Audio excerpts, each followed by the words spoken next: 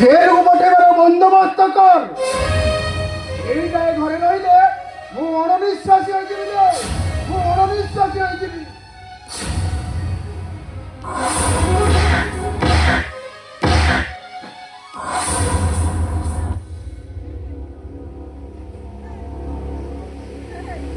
ଭାଇ ତମେ କଣ ପାଗଳ ହେଇଗଲ?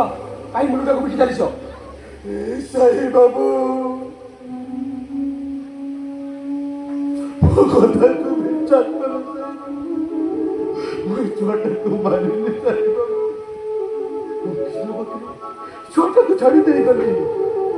ଛୁଆଟା ଖେଳୁଥିଲା, ମୁଁ ମିଚାଇ କଣ୍ଢେଇ ନେଇ ଆସିଲା ବେଳକୁ ତା ପାଟିରୁ ନାକରୁ ରକ୍ତ ବାହାରୁଥିଲା। ତାକୁ କିଏ ମାରି ଦେଇଛି ସାଇ ବାବୁ?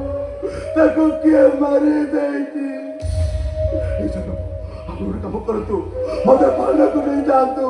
ମୁଁ ଥାନା ସାମ୍ନାରେ କହିବି, ସେ ପୁଲିସ ବାବୁକୁ କହିବି ମୁଁ ମୋ ବଡ଼ ଯାକୁ ମାରି।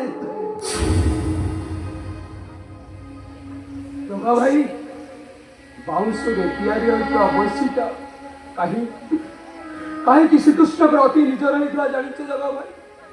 କାହିଁକି ନା ବାଉଁଶକୁ ଯେତେବେଳେ ତା ପରିବାର ଠାରୁ ଅଲଗା କରାଗଲା, ସେ ସବୁଠାରୁ ବେଶୀ ଆଘାତ ପାଇଥିଲା। ଆଉ ତାକୁ ଯେତେବେଳେ ଖଣ୍ଡ ଖଣ୍ଡ କରାଗଲା, ତାଠାରୁ ଆହୁରି ଆଘାତ ପାଇଥିଲା। ଆଉ ତାକୁ ଯେତେବେଳେ ତତଲା ଲୁହାକୁ ଗରମ କରି ତା ଛାତିକୁ କଣା କରାଗଲା, ସବୁଠୁ ସେ ବେଶୀ କଷ୍ଟ ପାଇଥିଲା। ଭାଇ